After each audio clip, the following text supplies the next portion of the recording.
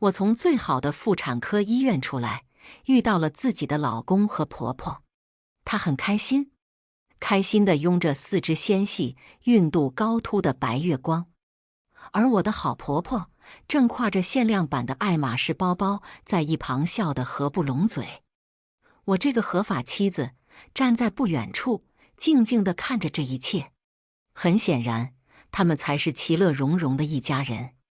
抱着记录本的护士正叮嘱他们注意事项，声音不大不小，刚好够我听清楚。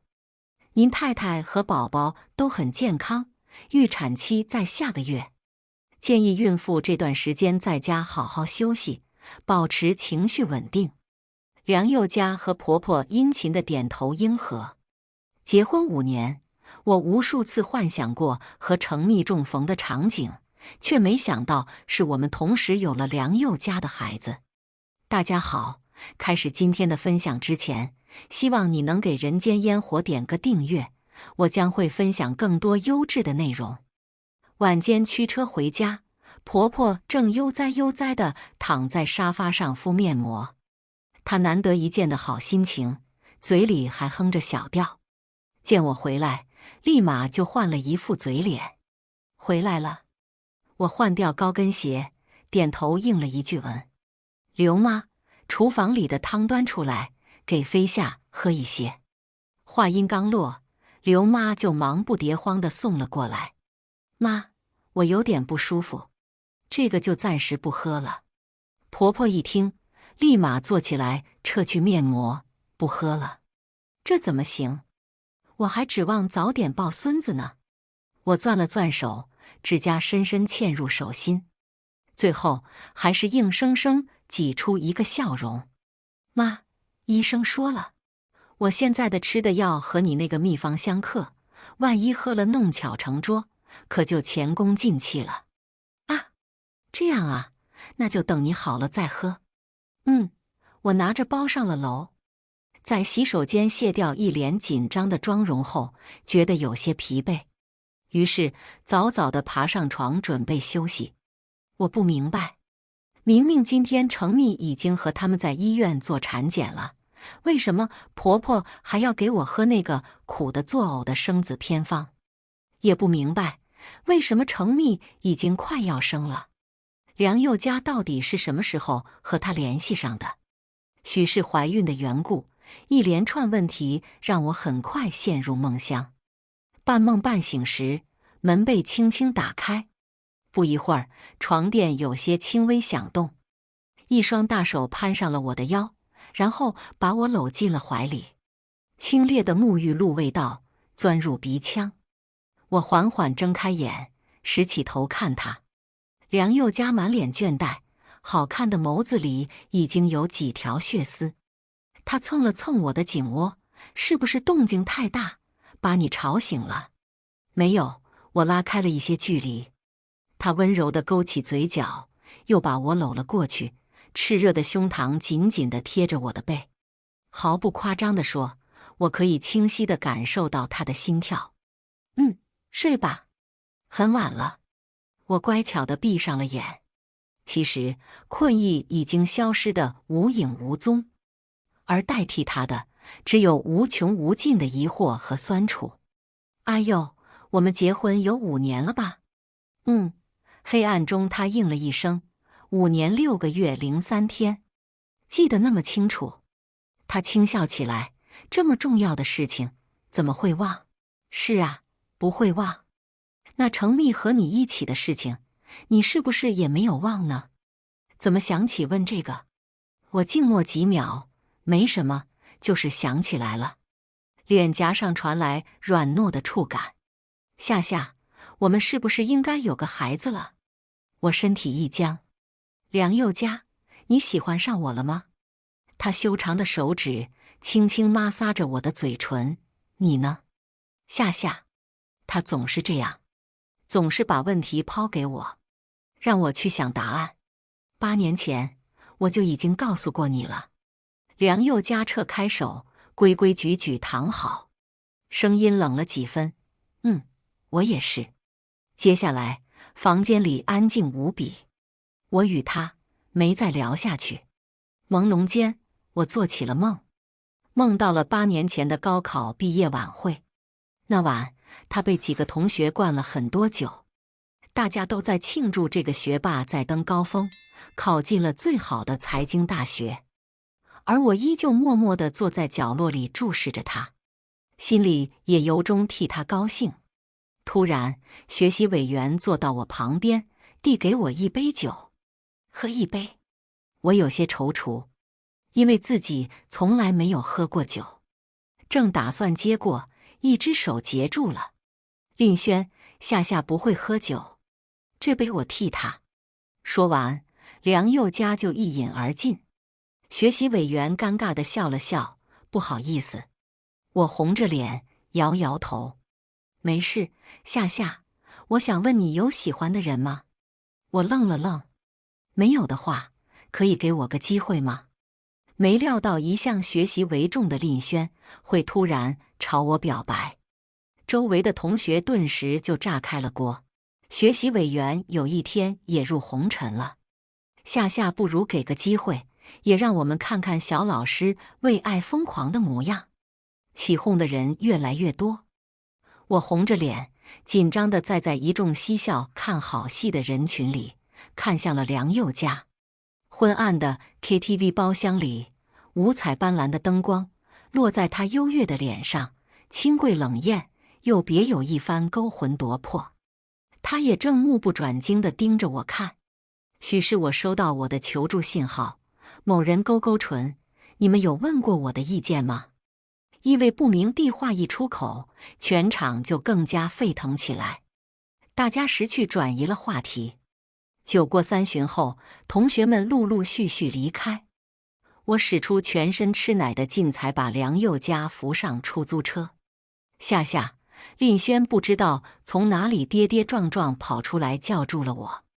我下车赶忙扶住他，有什么事吗？学习委员，我可以知道你喜欢的人叫什么名字吗？我顿了顿，然后毫不犹豫地念出了梁宥嘉的名字。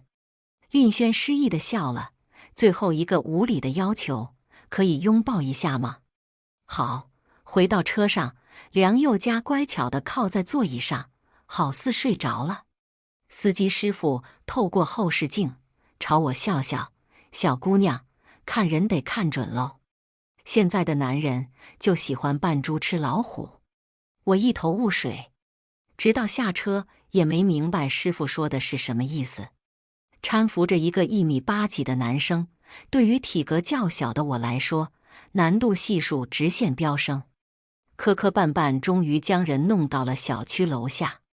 橙黄的灯光在他脸上仿佛镀了一层金光，匀称的眉毛，又卷又长的睫毛，如上帝亲自捏造的鼻梁，格外优越。我有些沉迷，低低唤了一声梁宥嘉，他没反应，上半身的重量全压在我的身上。哎，我叹了口气，还真的要把你送到家呀。他如同金毛般用毛茸茸的脑袋蹭了蹭我的脸颊，短暂的触感让我脸蹭蹭蹭就烧了起来。真醉了，我晃了晃肩膀上的脑袋。某人不满地嘟囔了一声。望着他醉酒的模样，我笑起来，突然胆子就大了起来。告诉你一个秘密，你要不要听？他还是不应声。酡红的脸再加上他好看的唇，让我心头悸动不已。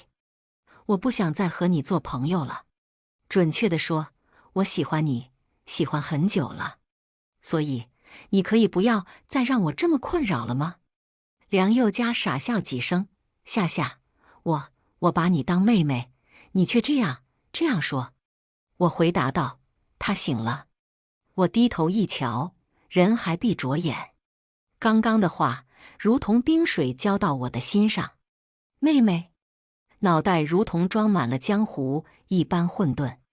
原来只当我是妹妹，本以为我们至少会有一点不一样的感情，没想到只是妹妹啊。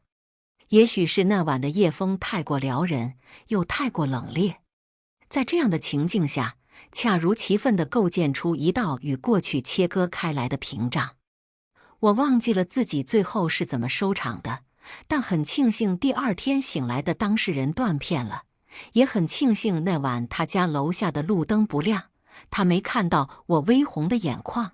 晨间的一抹阳光透过梅拉岩石窗帘落了进来，身旁的被窝还有它的余温。洗漱间的水声表明了人还在里面。我也换好衣服，准备去公司。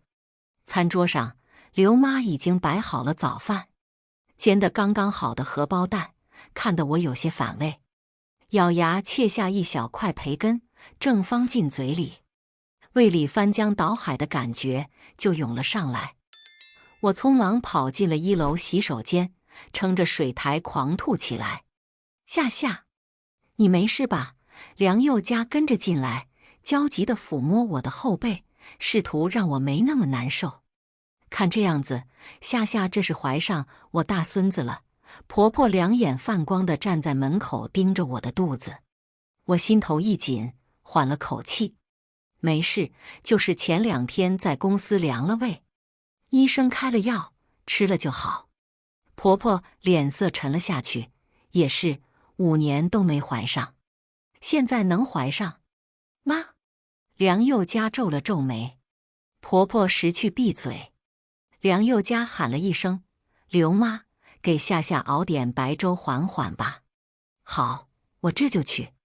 吃过早饭，梁宥嘉说我身体不舒服，非要开车送我去公司。谁知他运气就这么好，赶上了向香。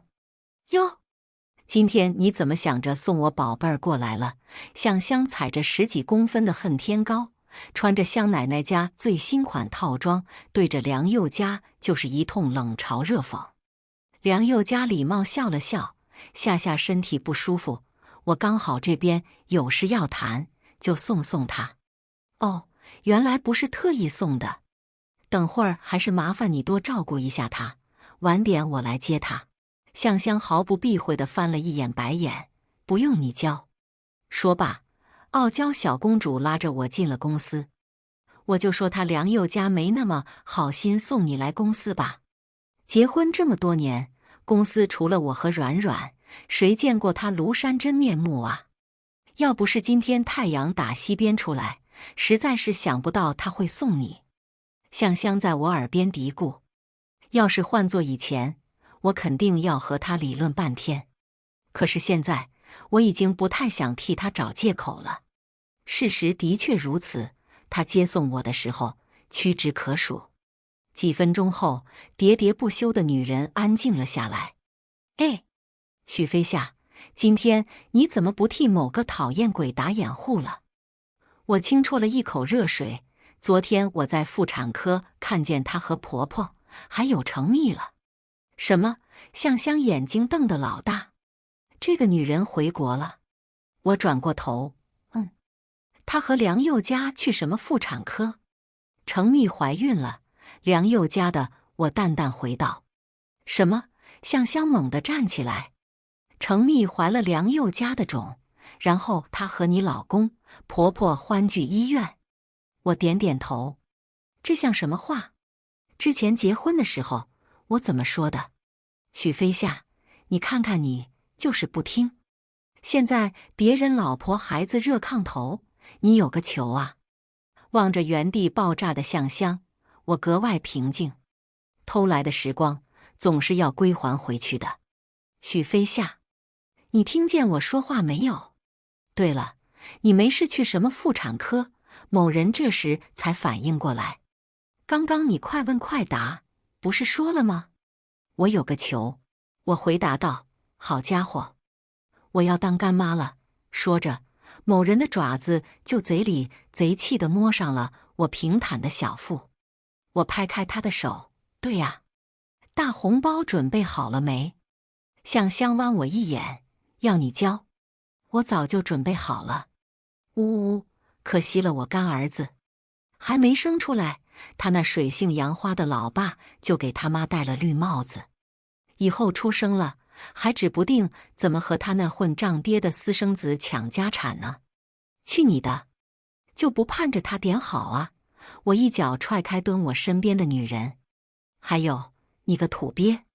水性杨花是来形容男人的吗？呜呜呜，词汇量不是有限吗？向香又和八爪鱼一样粘了上来。现在怎么办？梁佑家两头想当爹，你是来一出正房四小三，还是一脚踹了大渣男？我摸摸腹部，孩子的事，目前就你和我知道。至于我和他之间，我想看他怎么选。你疯了？要是我，现在就掏空他家底，再找个帅哥。你知道的，我只要决定了，就不会轻易改变。是，你就是他妈的一头倔驴，认定了8头牛都拉不回来。随后，他把自己的香奈儿外套披在我的肩头。夏，不论如何，我和软软都在，别委屈自己，知道吗？我点点头，吸了吸鼻子。你别说，香奶奶家的衣服就是不错哈，真香。他看我若无其事地开着玩笑，也傲娇起来。那可不，花了我6位数呢。下班后，我在公司等了梁佑家很久，他一直没有来。我笃定他肯定忘了。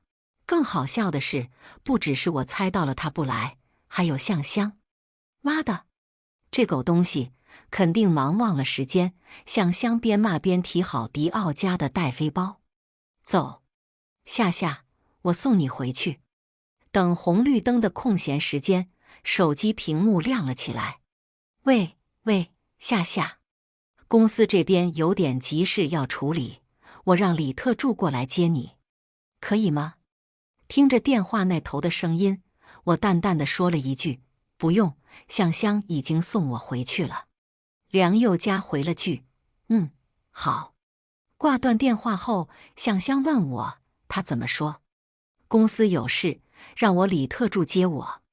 向香说了句：呵，男人的嘴果然是骗人的鬼。我牵强地扯了扯嘴角，能理解，他又不是恋爱脑。哎，向香恨铁不成钢地叹了口气。他不是，你是。我回答道：好吧，怪我话多。很快，向香就把车开到了我家楼下。我说了句：上去吃个饭。他摆摆手，不去。我怕控制不住自己小宇宙，又给某人上课。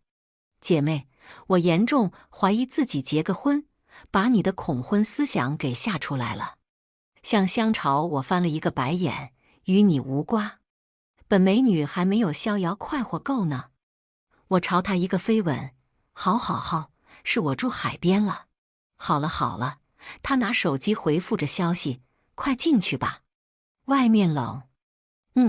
开车注意安全。向香应了一声，知道了，有事给我打电话。OK。回到家，除了正在收拾厨房的刘妈，家里就只有我。刘妈，晚饭做好了吗？刘妈见我回来，淳朴的脸上展开笑容。少夫人回来了，晚饭还有一会儿才好。厨房里还有些老夫人没有带走完的鸡汤，我给你盛一碗过来。鸡汤？对，刘妈擦干手上的水，立马拿勺子舀了一碗。老夫人今天中午让炖的，弄好下午就提了一保温桶走。其实梁佑嘉打电话过来的时候，我隐约听到了他那边医院电子叫号声。看来不用猜，她和婆婆一定和程密在一起了。刘妈把鸡汤舀好，端了过来。我皱了皱眉。倒了吧，我不喝别人剩下的。这是梁佑嘉以公司最近有重要项目为由，没有回家的第2周。他除了隔3差5发来的微信，我几乎没有他任何消息。婆婆也没有回来，听她说是去了佛罗伦萨旅游。我没有戳破她的谎言，即使我清楚明白地知道，他们正准备迎接程密为梁家生的孩子。很安静。在这场关系里，我的定位本就是个没有话语权的局外人。怀孕3个月的时候，不知道怎么了，我开始有点出血。向香陪我去医院检查，医生说我身体底子太弱，需要静养一段时间保胎。听到结果时，我很害怕，怕自己留不住和他的孩子。向香气的跳脚，非要给梁宥嘉打电话。最后我还是拖住了，因为我实在不想用孩子去捆绑住一个不爱我的人。他不快乐，我也不开心。许飞夏，你真的是要气死我才开心是不是？我静静坐在他的副驾，再等等，再等等就好。等，像香睨了我腹部一眼，等到什么时候？肚子大起来，还是说孩子生下来？程密再怎么折腾，你这个正宫娘娘始终是正宫。实话告诉我，你是不是觉得自己捡了他天大的便宜？或者觉得自己就是个局外人？不是吗？我讽刺地笑了笑。向香倒抽一口凉气，对我竖起大拇指。好，你真的是好样的。这么些年了，你一直和梁宥嘉过家家躲猫猫是吧？嘴长身上是摆设，还是你俩夫妻情趣就喜欢猜来猜去？该摊牌就摊牌，该离婚就离婚。什么一日夫妻百日恩都是狗屁，自己开心最重要，知不知道？我安静地听着训。向香无奈地扶了扶额头，你真和挖野菜的王宝钏有得一拼。我说，哈哈，那我会和他一样吗？等到回来的西凉王。向香一惊，差点追尾。没救了，你真的没救了，以后我再也不管你了。生气归生气，他还是把我送回了家。是啊，我早就没救了。一意孤行的人是我，恋爱脑上头的人也是我，那后面的事也是我自己咎由自取。回家静养的时间，我一遍遍整理当初和他去过的地方相册，闲来无事还学起网上的织围巾教程，偶尔也会出去走走，买买菜。向香还在生气，但是天天都有3通电话和我解闷。他说公司派他去国外出差，要过几天才回来。他还说在出差期间，他遇见了一个很有趣的又奶又狼的修狗弟弟，两人一见钟情，坠入爱河了。下次回来一定得带给我看看。我很替他高兴，至少他并没有因为我失败的婚姻而不相信爱情。好事连连发生。某天晚上，梁宥嘉也回来了。那个时候，我在卧室正要给织好的围巾收尾，可是看教程很简单的事，我却弄得一团糟。夏夏，他疲惫地唤着我的名字，低沉的声音里充满了缱绻温柔。我抬头看他，回来了，公司的事处理好了吗？梁宥嘉来到我身边，紧紧抱住我。这段时间真的抱歉，没怎么陪你。我说了一句，没事，每个人都有自己的事做，我能理解。他的身体不知道怎么的，一动不动。夏夏，你这样表现得我们很不像夫妻，倒像个合租的室友。可不可以在你的脸上或者心里表现得在乎我一点呢？我手上的动作顿了一顿，笑着回道，善解人意不好吗？非要每天把你的行踪查得干干净净，你才觉得好啊。他闷闷地应了一声，梁宥嘉，我怎么今天才发现你有受虐倾向？那不是受虐，那夫妻之间应该有的状态。他伸手摸了摸我的腰，一股电流的酥麻感传来。我假装镇定地拉下他的手，亲戚来了，不方便。你快点去洗漱吧。说罢，他只好去浴室了。骗他不过是，我不想成为程密的替代品，也不想给肚子里的孩子带来危险。梁宥嘉在那方面还是很节制，不知是不是主角是我而不是程密的原因。有时候我看着他挥汗如雨的模样，心中不免难过，然后也会想，他是不是特别希望身下的人是他心心念念的程密，而不是我呢？围巾，我已经没有心思再织下去，只能收好上床休息。他洗漱完后，依旧如从前一样把我圈在怀里。夏夏，这段时间为什么只有我给你发消息，你不给我打电话呢？黑暗里，我轻轻蠕动唇瓣，怕打扰你工作。他扳过我的身体，吻了上来，温热的呼吸缠绕，强取豪夺地摄取我稀薄的空气，疯狂而又克制。片刻后，他松开我。夏夏，你让我觉得我们之间好陌生，好累。梁宥嘉的语气里带着淡淡的忧伤。我有些心软，轻轻摸了摸他的脸庞。这样不好吗？不好，他没有犹豫地吐出2个字。我想你可以主动找我，主动问我要做什么，去哪里，什么时候回来，而不是你善解人意，不闻不问。可是喜欢就是这样啊，小心翼翼，卑微至极，生怕出一点差错，2个人就分崩离析。我沉默了，他似乎意识到自己的失态，默默地没有再继续说了下去。隔了一会儿，他忽然冒出一句：夏夏，好奇怪，我感觉你瘦了，可肚子又大了一些。我心底一惊，没有吧？或许是我晚饭吃太多了。梁宥嘉再次贴近几分，热气喷洒在我耳后。那睡吧。自从上次回来，他一直按时上下班，而我因为与他时间不一样，他也没发现什么端倪。可能是体质太弱的原因，我基本上没有怎么显怀，除了偶尔嗜睡之外，胃口也没有什么太大的变化。今晚他回来得很早，还带了我以前很喜欢的临江路的草莓蛋糕。我也很给面子，吃了足足2块，因此难以睡着。夏夏，等这段时间忙过了，我们就去意大利，好不好？他抱着我。我问他怎么想着要去意大利，设计师不是都希望去米兰看看吗？我有些怔愣。好，到了那边我们再好好玩一玩，就当继续我们的蜜月旅行。我会给你拍很多很多好看的照片，买很多很多的纪念品，把储物室堆得满满的。我笑了笑，梁宥嘉，我又不是小女生。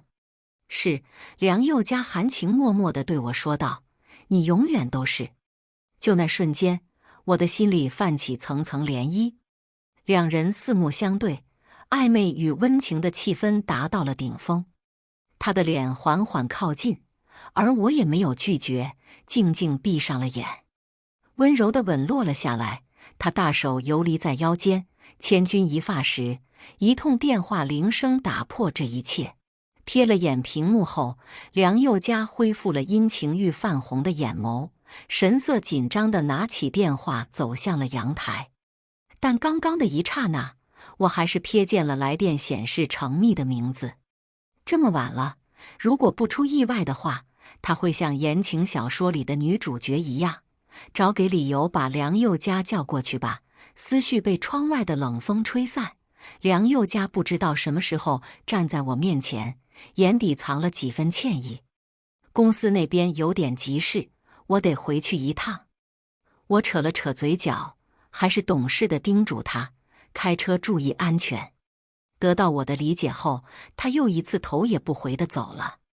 关上卧室门之前，梁宥嘉只轻飘飘留下一句：早点休息。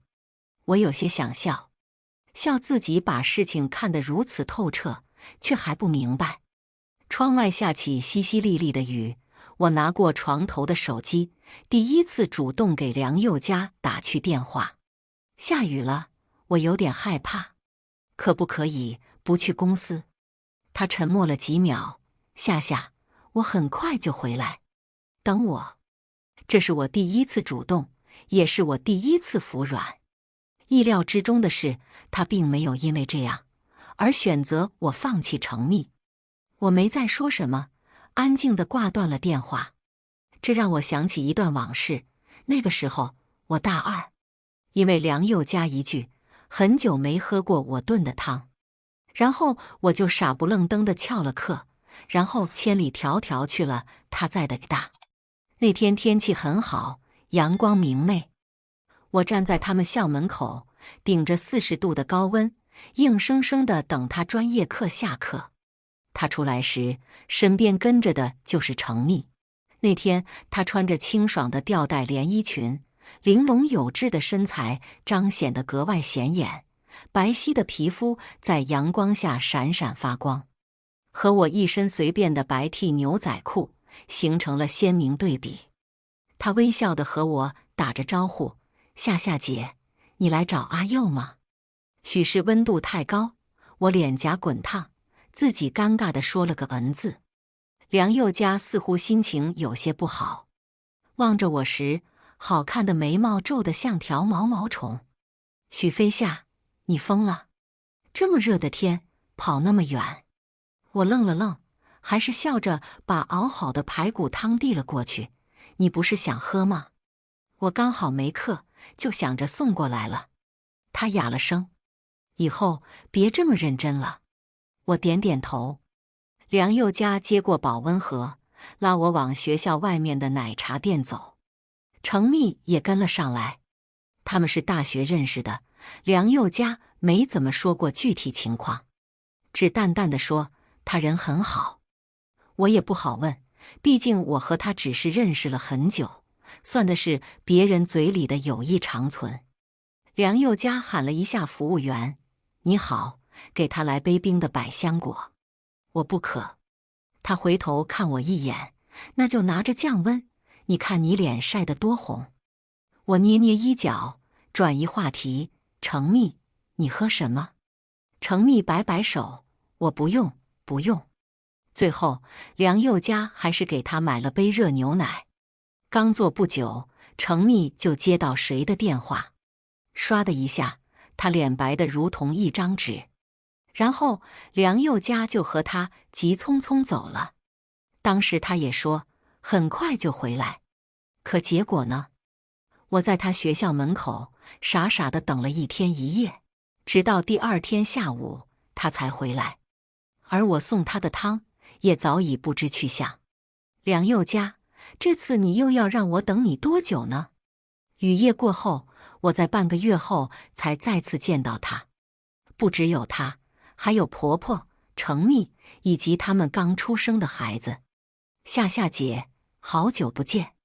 程蜜穿着宽松休闲的运动装，站在梁佑嘉身边，盈盈一笑看着我，半点也看不出刚生完孩子的模样，反倒衬托的他和梁佑嘉男才女貌，一对璧人。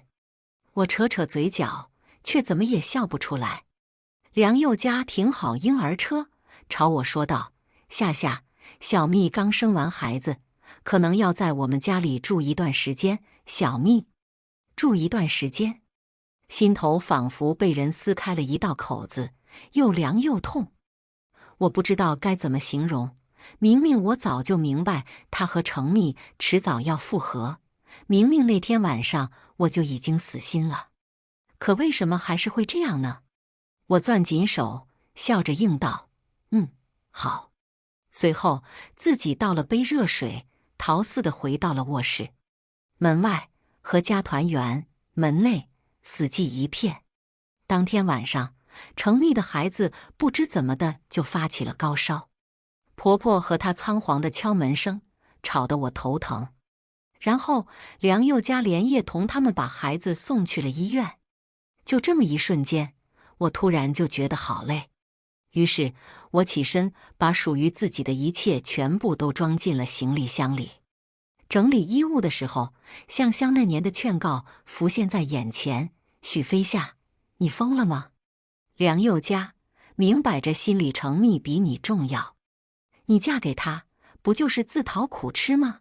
那个时候我满脸笑容，信誓旦旦地说：“我不信，他总会喜欢上我的。”许飞夏，你疯了吧？至此，我和向香大吵一架。而我就为了证明自己的选择是对的。可现在看来，当初的我就是个笑话。当遇见一个心里揣着别人的人时，要学会放弃。自以为去感化他就可以让他爱上你，这根本就是在痴人说梦。眼泪不知不觉涌了出来，一滴滴落在叠好的裙子上，我用力擦掉，然后将一封写好的信放在了床头的台灯下，连同结婚时梁宥嘉为我亲手戴上的那枚戒指也一并取了下来。可能是戴的时间太长，无名指已经有道明显的戒痕。行李不多，我只拿了当初来这个家带的衣服。和梁宥嘉结婚的5年，他也算得上一个称职的丈夫。每个节日和纪念日，他都有送我礼物。但这仅仅是我做过的一场旖旎美梦。如今梦醒了，总归要回到原来的生活里去。临关门前，我回过头看了一眼这个我们共同生活了5年的地方，每个角落都有我们共同的回忆。门口我亲自选的兔子地毯，玄关架子上的形状怪异的手工水杯，以及各地旅游的纪念品，还有沙发上熬了几个通宵就差收尾的围巾，卧室里刚买的薄荷盆栽。梁宥嘉，我们后会无期。我将钥匙放在玄关鞋柜上，轻轻地拉上门，拎着行李箱离开。出租车行驶在道路上，我打开手机看了一眼和他最后结尾的对话框，心里如释重负一般。按熄屏幕后，我呆呆遥望这窗外模糊的霓虹，就好像这几年自己做了一个极其漫长的梦。五彩斑斓的灯光，高楼矗立的城市，好像也并没有小时候自己认为的那么喧闹。司机从后视镜里望了我一眼，笑着说道：“小姐，舍不得离开家吗？”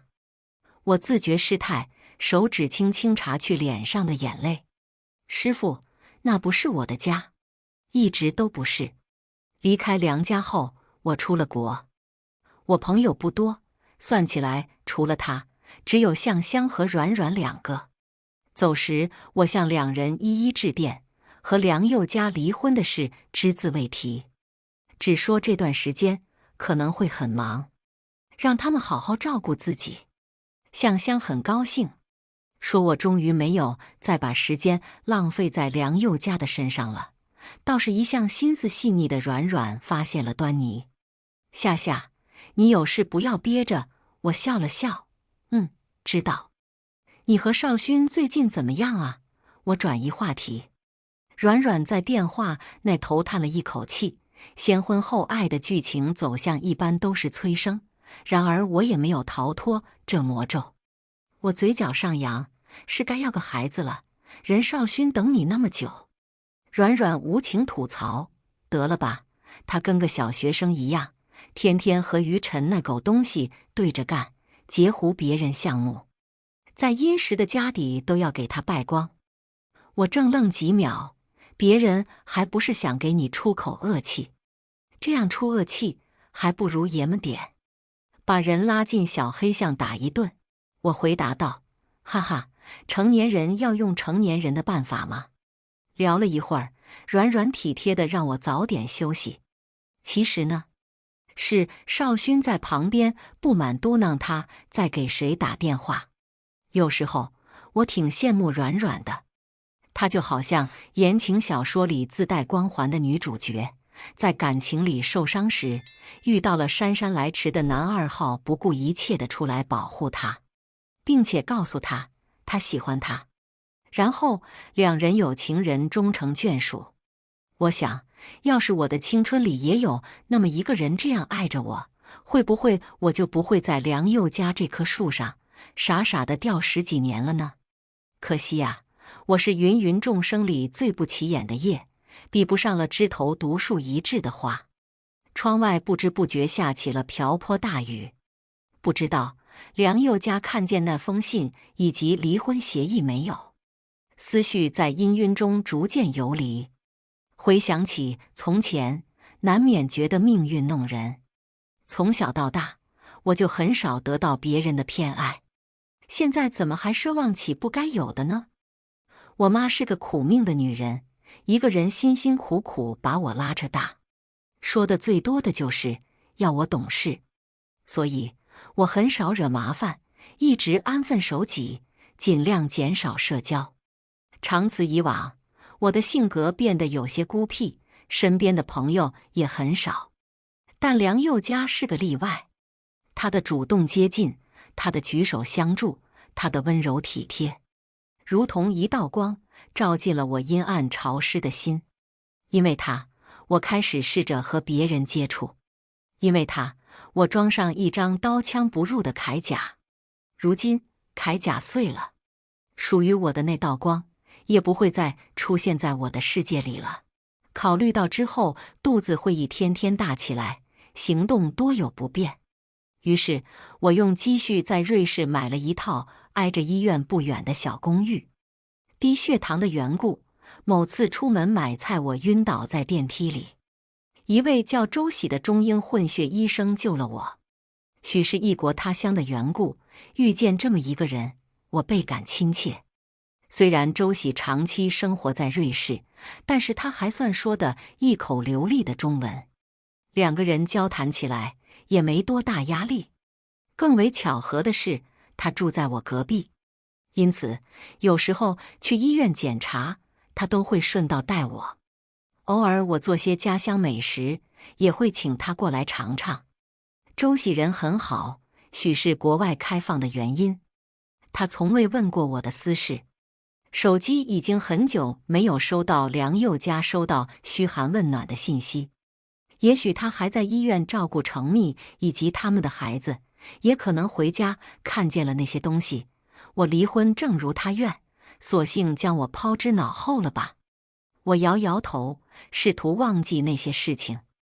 明天就是我29岁生日了，以前都是他，还有向香、软软陪我，今年看来要一个人过了。出神时，放在台边的手机被放过去的餐盘碰落在水里，砰的一声闷响，手机直接沉了下去。等捞起来，湿哒哒的触感已经表明了报废的状态。叮咚，叮咚，门铃响起。我查干手上的泡沫，走到猫眼前，往外望去。周喜一身干净利落的衬衫西装裤立在门外，板栗色的头发映得深邃的五官愈发白净。打开门，他脸颊绯红。刚刚几个同事聚餐，送了我一些四川的辣椒，你要吗？我回答了声啊。他不好意思地挠挠头，其实我再次疑惑。周喜闭上眼，呼出一口气，你做的川菜很好吃，我想来蹭饭。我愣了几秒，随后笑着，可以，但你要洗碗。他提着包装精致的礼盒，熟稔地走进了厨房。周喜放下袋子，打量着刚捞起来还滴水的手机，调侃道：“你这是给手机洗了一个澡。”我反应过来，立马拿过干燥的毛巾，手忙脚乱地擦起来。完了，这次真没救了。某人爽朗的笑声传来：“明天我刚好休假，带你去买个新的吧。”我泄了一口气，只能这样了。说罢，周喜仿佛田螺姑娘上身，挽起袖子，帮我把剩下的盘子3除5下洗了出来。第二天，周喜同我去买了新的手机，但是重新办理的电话卡要5个月后才能到。某人用了瑞士医生特权，提前了时间。于是，为了感谢他，我买了很多菜。说是蹭饭，他倒钻进厨房成了晚餐主厨。晚餐做好后，他不知怎么的变出了一个漂亮的双层蛋糕。我疑惑地说：“今天你生日？”他帅气的脸上露出和煦笑容：“不也是你的生日吗？”我有些惊讶：“你怎么知道？”周喜认真地插上蜡烛：“很多年前的今天，我们见过。”我更懵了：“你不是一直生活在国外吗？我们怎么可能见过？”他温柔地看着我：“那年我第一次去中国，你穿着蓝色校服，扎着高马尾，坐在医院门口台阶上，拿着个迷你生日蛋糕，边哭边吃。当时我还不会中文，就在原地呆呆地看着你。然后你抬起头，泪眼婆娑地把蛋糕递给我，说：“你要吃吗？”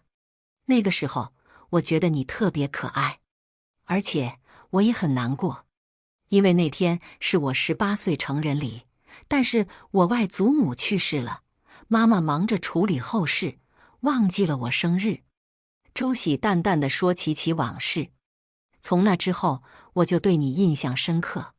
我怔愣片刻。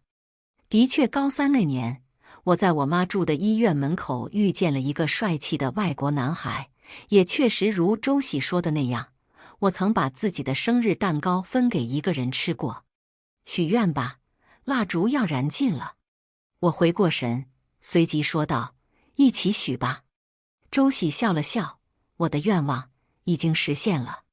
他的脸庞在烛光下如丝温柔，又长又卷的睫毛如蝶扑闪，那双紫罗兰色的眼睛如同宝石般完美，使人一不小心就沉醉其中。我问：“你许的什么愿？”周喜若有所思地望着我，然后拿手术刀的手指放于薄唇之上，一字一顿说道：“蜜。”阮如意和少勋正在吵得不可开交。小世子，你不要太过分。我什么过分？阮如意叉着腰。少勋，当初是不是你说的我发育不良？是不是你说的送你都不要吗？怎么，现在10岁之位了，恨不得废了老娘的腰啊？少勋孩子气得跪在搓衣板上，搂抱住阮如意的腰。合法夫妻，持证上岗，怎么能把以前的狗屁气话当真？阮如意气笑了，现在知道自己以前说的话是放屁了。某人狗腿子的点点头。阮如意说道：“那再和我分析分析以前你那些话可以当真？”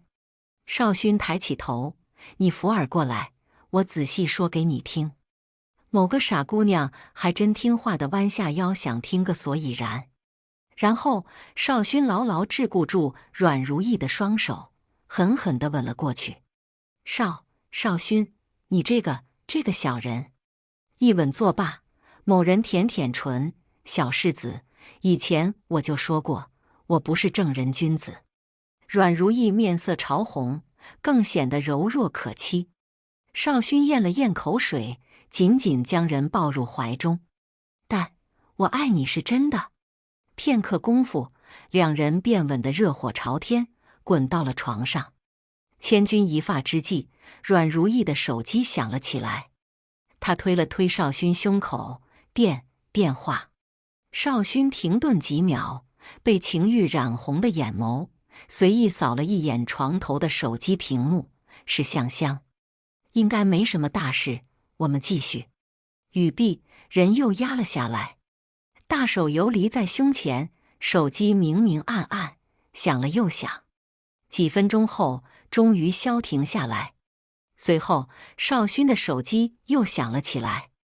某人停下动作，烦闷地皱皱眉：“你这好闺蜜还真是锲而不舍，都打到我这里来了。”阮如意坐起来，叹了一口气：“接吧，可能有什么急事。”少勋按下免提：“说吧，什么事？早不打来，晚不打来，偏偏本少爷办大事的时候打来。”Jason 问道：“你老婆在家没？”少勋回答道：“你说呢？软，你这几天和夏有联系吗？”向香的声音从听筒里传来。阮如意调整了一下呼吸：“今天她生日，我微信发了消息没回。”“怎么了？”向香说：“我现在梁家门口，按门铃没人应，敲门也没人开。然后夏和梁佑家的电话都打不通。”阮如意回答道：“会不会夏和梁佑家出去了，手机没电？”向香说：“不可能，那个狗东西现在肯定和程密一起。”阮如意说：“什么意思？程密回来了？”向香又说：“软这个说来话长，现在最重要的就是联系上夏。”阮如意有些疑惑：“宝贝儿，你是不是太紧张了？夏这么大个人，应该不会出什么事。不一样，不一样。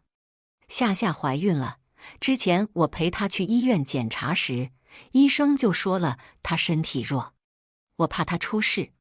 什么？怀孕？阮如意惊讶不已。那你快想办法进屋，我马上过来。向香、阮如意以及消防警察聚集在梁家门口。女士，没有主人授意，我们确实不能随便开门。身着红色荧光制服的消防员说道。向香说：“我朋友怀孕了，我担心她很可能在里面出事了，麻烦你帮我开门，看看好不好？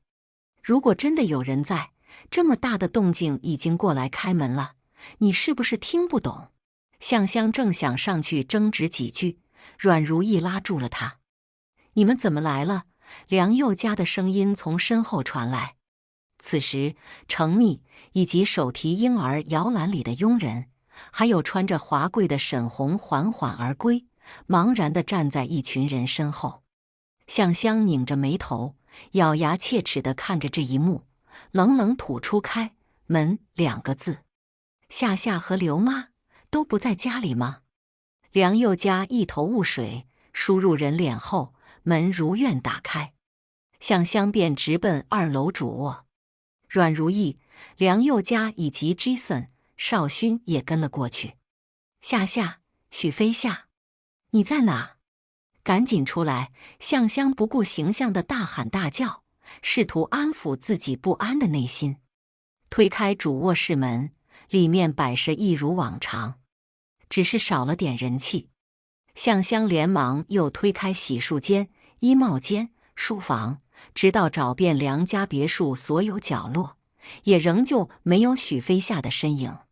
向香，你别急，我给夏夏打个电话，可能她出去了，还没有回来。梁佑嘉摸摸口袋，顺势掏出手机，只见屏幕漆黑，开关键毫无反应，忙得焦头烂额，忘记给手机充电了。不好意思，你们坐一会儿，等我。梁佑嘉，你这段时间在家吗？向香平静地开口。我，某人一时间语结。向香嘲讽地笑笑，程密回来了，你就顾不上夏夏了吧？你可别忘了，当初是你向夏夏求的婚，是你说要娶她的。梁佑嘉回答道：“我当然知道。”呵呵，向香冷笑地看着他。你真的还知道许飞夏是你的妻子吗？如果你知道，为什么今天你把程密带回来？你知不知道今天是什么日子？今天是夏夏的生日，是你向她求婚的日子。要是她在，看见这一幕，那得多难过。向香朝旗帜问道。在场的气压越来越低迷。向香，阮如意白着脸拿过一沓文件，还有枚戒指走了过来。几分钟后，向香脸色阴沉，不由分说，一巴掌扇到梁佑嘉脸上。程密的惊呼声，以及已经风一般扑过来的沈红：“你这个没有教养的疯女人，凭什么打我儿子？” Jason 和少勋拦住，毫无形象的女人。阮如意也抱住了想继续的向香：“你这个永远也捂不热的混蛋！”向香红着眼睛骂道：“我告诉你，要是夏夏和我干儿子出了什么事，我他妈的杀了你！”梁佑嘉别过高高肿起的脸，一脸惊愕：“你什么意思？什么意思？许飞夏那个蠢女人怀了你这个混蛋的孩子？”某人大脑如同宕机般，半晌，他终于颤抖着开口：“夏夏怀孕了。你在骗我，对不对？”向香回答说：“你太看得起自己了，梁佑嘉。那为什么夏夏不告诉我？”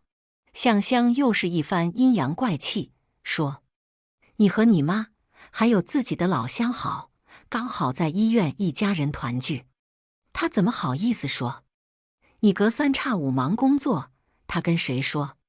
怀孕3个月，你怎么没发现她例假很久没来？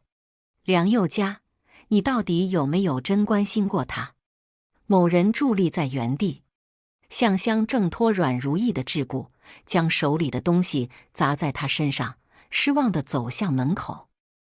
而那枚戒指如同心脏破碎的声音一样，在地上打了几个圈后，发出清脆又刺耳的声响。最后迈出门口时，向香顿住脚步，吸了吸鼻子：“梁宥嘉，你现在阖家团圆，幸福美满，什么都有了，但你唯独没有那个爱了你15年的许飞夏了。”这句话如同一声惊雷，彻底击醒了梁宥嘉。某人大跨步拉住向香手臂：“你把话说清楚，什么15年？夏夏，不是不喜欢我吗？”真是个蠢货！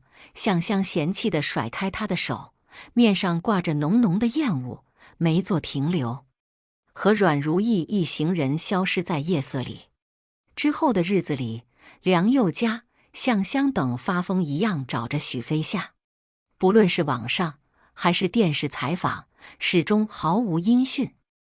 而他仿佛人间蒸发般：“夏夏，你到底在哪里？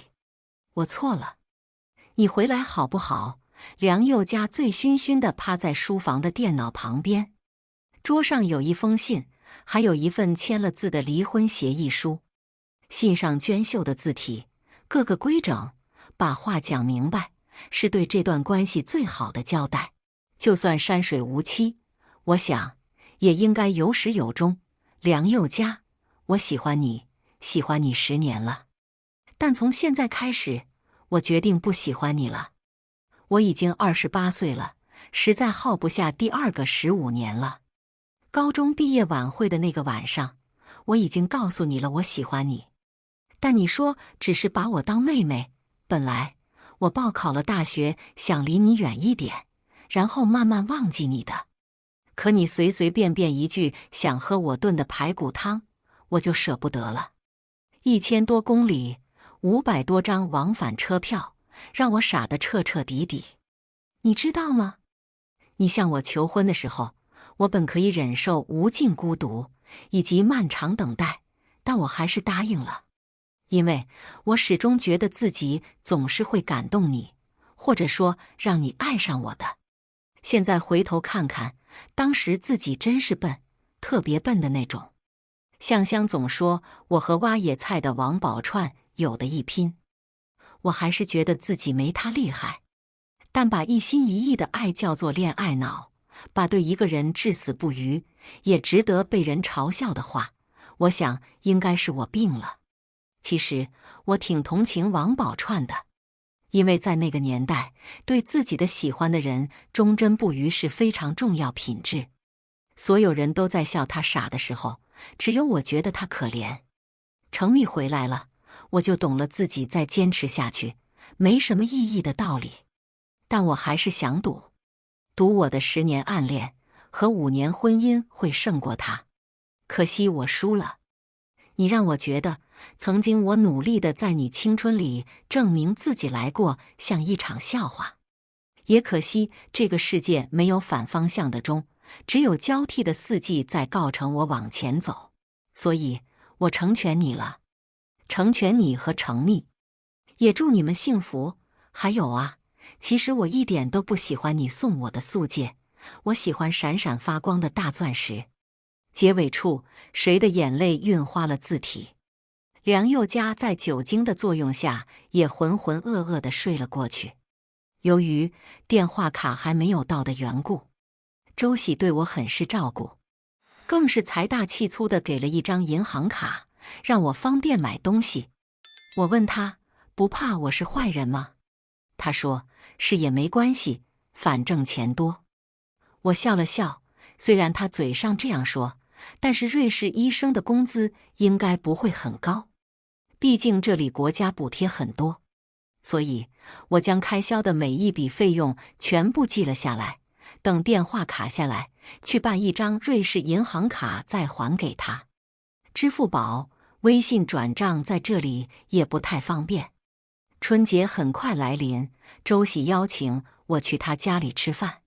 周喜，你说你一个常年生活在国外的外科医生，怎么饭做得比我这个地地道道的中国人还好吃？他专心致志收拾着桌上的残羹剩饭，我妈教的。以前他不忙的时候，常来看我，然后做很多中国的美食，耳濡目染，我就会了。第一次听见他提及自己的家人，我不由得感叹几句：“那你妈妈对你真好。”周喜抬眸笑看着我：“你父母对你不好吗？”我愣了几秒。小时候，我爸酗酒，总爱打人。上小学那年，他喝多了，失足掉进河里死了。我妈一个人把我拉扯到大学，最后肺癌晚期也走了。抱歉，周喜满脸歉意。我摇摇头，随即笑了笑：“没事，我还有2个非常要好的朋友。”“是你玄关相片上那几个？”“嗯，那你先生呢？他怎么让你一个孕妇出国？”我顿时卡住，隔了一会儿，还是缓缓开口：“我们离婚了。”碗碟声戛然而止，片刻后，周喜再次整理起来：“所以你就离开那个伤心的，跑到国外来生孩子？”我点点头。单亲妈妈可不是这么容易的，那也要试一试才知道吗？我双手放在微微隆起的肚子上。日子一天天过去，周喜对我无微不至的照顾，让我有些受宠若惊。他们医院的同僚渐渐把我当成他的妻子。话锋越来越偏。为了不给他带来困扰，我独自去了医院。经过一系列检查，终于在午饭前结束。意大利的天气还是很冷，零零落落地飘着雪。我站在路边等待着红绿灯。夏夏，熟悉的声音从身后传来。还不等我回头，一股外来的蛮力扯住我的包，伴随着力度，人被拉着往路中央拖去，随后脚下一滑，我重重跌坐在地上，双腿间缓缓流淌出一股热意。高大的男人见状，连忙捡起我身旁染了血的包，逃之夭夭。我拼尽力气站起，还不等退回路边，一辆飞驰而来的小轿车刺耳的刹车声传来，接着身体如同落叶般飞起，又如同落叶般落下。夏夏，脑袋磕在地板上，温热的液体潺潺流出。闭上眼的最后一刻，我瞧见远处的周喜穿着白大褂朝我跑来，随后便陷入黑暗之中。梦里，向香对我吐槽小奶狗男友多粘人，软软骂着少勋城府多深，还有梁宥嘉。他穿着白色的衬衫，站在围成心形蜡烛旁边，抱着一大束红色玫瑰花，问我愿不愿意嫁给他。突然，画面一转，爸爸拧着酒瓶摇摇晃晃地走到我身边，扯住我的头发，骂骂咧咧地说我是个赔钱货。面容憔悴的妈妈握住爸爸的手，苦苦哀求他不要打我，可拳头依然如雨点般落下。妈妈将牢牢我护在怀里，安慰我不要害怕。